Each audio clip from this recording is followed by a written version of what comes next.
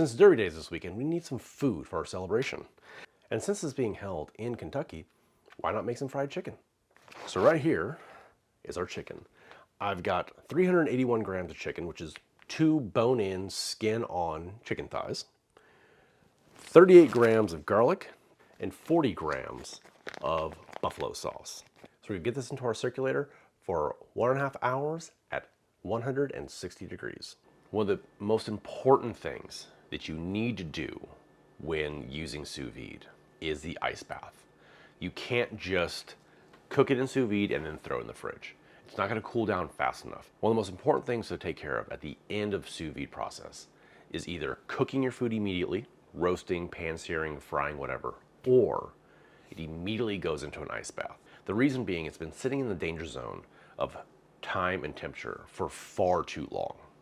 But don't worry, it's perfectly safe as long as you follow strict guidelines to sous vide. Now I took mine immediately out of the water and put it into an ice bath to chill it down below 41 degrees and let it sit in all of its juices overnight to really marinate. Now we're going to get our dredge together and fry up our chicken. All right, I'm going to start with 1 teaspoon of celery seed, 1 tablespoon of granulated garlic. This is Spiceology's Smoke Junkie, half a teaspoon MSG, 1 tablespoon kosher salt, 1 tablespoon fine ground black pepper. Mix all that together really well.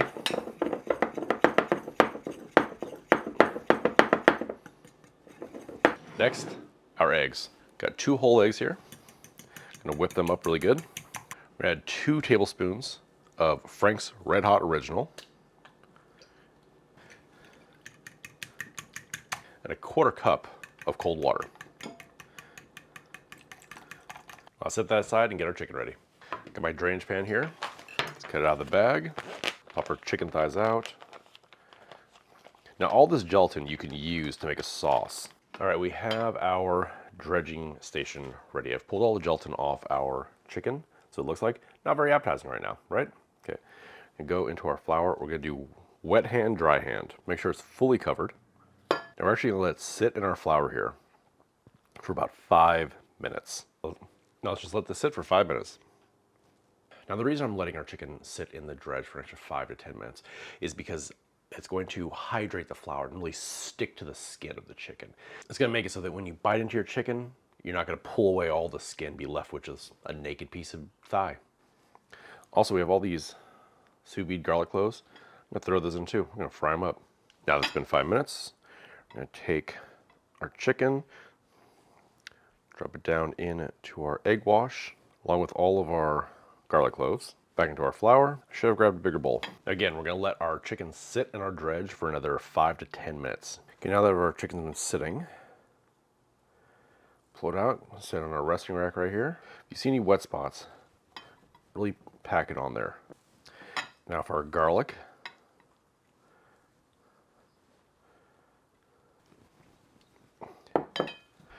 Okay, so now we're gonna take a little bit of our egg wash here, sprinkle it around on top.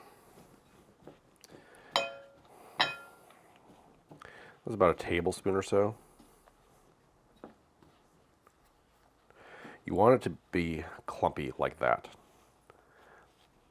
That's going to give us an extra crunch on our chicken. A little bit more, so that's 2 tablespoons. So we're going to take our chicken after it's been sitting, back in our egg wash. So we're doing a double dredge on this. Press it down. Now that's what we're looking for. Now we have all of our garlic left. Double dredge this as well.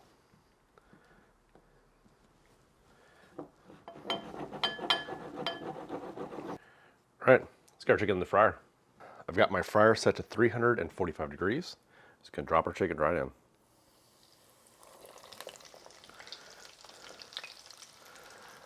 Now since our chicken is fully cooked, we're just gonna let this go until it's GBD.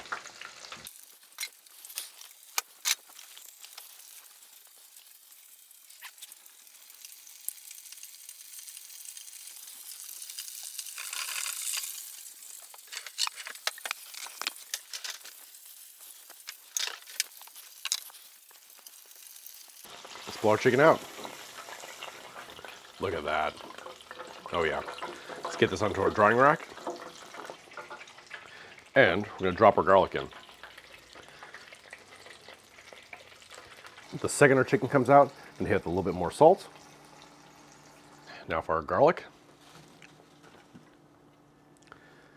Let's start with a little fried garlic. A little hot sauce. Delicious. Okay. Now, look at that chicken. All right, crunch test.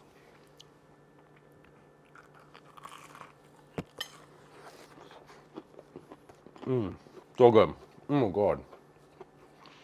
The chicken is unbelievably tender.